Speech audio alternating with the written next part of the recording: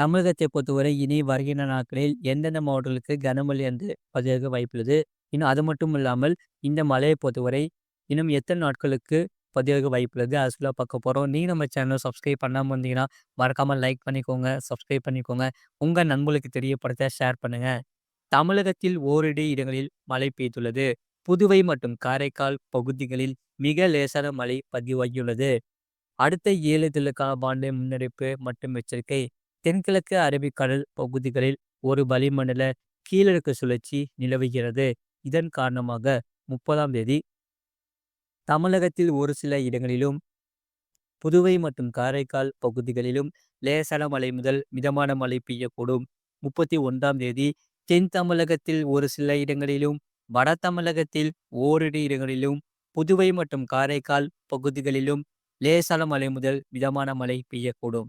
ஜனவரி 1ஆம் தேதி முதல் 4ஆம் தேதி வரை தமிழகத்தில் ஓரிரு இடங்களிலும், புதுவை மற்றும் காரைக்கால் பகுதிகளிலும் லேசான மழை முதல் மிதமான மழை பெய்யக்கூடும். சென்னை மற்றும் புறநகர் பகுதிகளுக்கான வானிலை முன்னறிவிப்பு.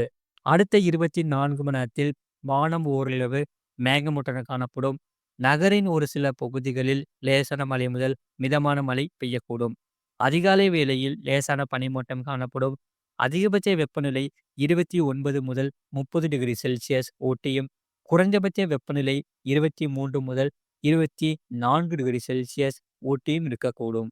அடுத்த 48 மணி நேரத்தில் வானம் ஓரளவு மேகமூட்டத்துடன் காணப்படும்.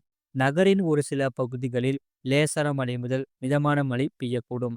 அதிகபட்ச வெப்பநிலை 29 முதல் 30 டிகிரி செல்சியஸ் ஊட்டியும், குறைந்தபட்ச வெப்பநிலை 23 முதல் 24 டிகிரி செல்சியஸ் ஊட்டியும் இருக்கக்கூடும். மீனவர்களுக்கான எச்சரிக்கை.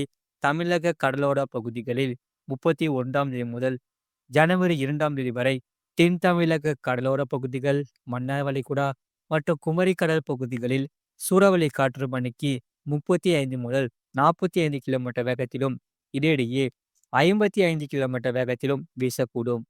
வங்கக்கடல் பகுதிகளில் 30ஆம் தேதி தென்மேற்கு வங்கக்கடலின் தெற்கு பகுதிகளில் சூறாவளி காற்று மணிக்கு 35 முதல் 45 கிலோமீட்டர் வேகத்திலும், இடையிடையே 55 கிலோமீட்டர் வேகத்திலும் வீசக்கூடும். 31ஆம் தேதி தென்மேற்கு வங்கக்கடலின் மத்திய பகுதிகளில் சூறாவளி காற்று மணிக்கு 35 முதல் 45 கிலோமீட்டர் வேகத்திலும், இடையிடையே 55 கிலோமீட்டர் வேகத்திலும் வீசக்கூடும். அரபிக்கடல் பகுதிகளில் ஜனவரி 2ஆம் தேதி குமரி கடல் பகுதிகளை ஒட்டிய மாலத்தீவு பகுதிகளில் சூறாவளி காற்று மணிக்கு 35 முதல் 45 கிலோமீட்டர் வேகத்திலும், இடையிடையே 55 கிலோமீட்டர் வேகத்திலும் வீசக்கூடும். மேற்குறிப்பிட்ட நாட்களில் மீனவர்கள் இப்பகுதிகளுக்கு செல்ல வேண்டாம் என்று அறிவுறுத்தப்படுகிறார்கள். மறக்காம நீங்க லைக் பண்ணிக்கோங்க, சப்ஸ்கிரைப் பண்ணிக்கோங்க. கடந்த 24 மணி நேரத்தில் பதிவான மழையின் அளவு. திருநெல்வேலி மாவட்டம் ஊத்து 3 செமீட்டர் பதிகிறது. திருநெல்வேலி மாவட்டம் நாலுமூக்கு, திருநெல்வேலி மாவட்டம் காக்காட்சி, திருநெல்வேலி மாவட்டம் மாஞ்சோலை தலா 1 செமீட்டர் பதிகிறது.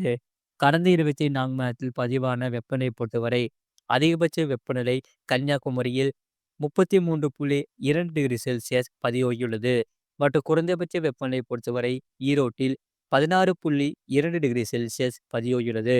மறக்காம லைக் பண்ணிக்கோங்க, சப்ஸ்கிரைப் பண்ணிக்கோங்க. உங்க நண்பர்களுக்கு தெரியப்படுத்த ஷேர் பண்ணுங்க.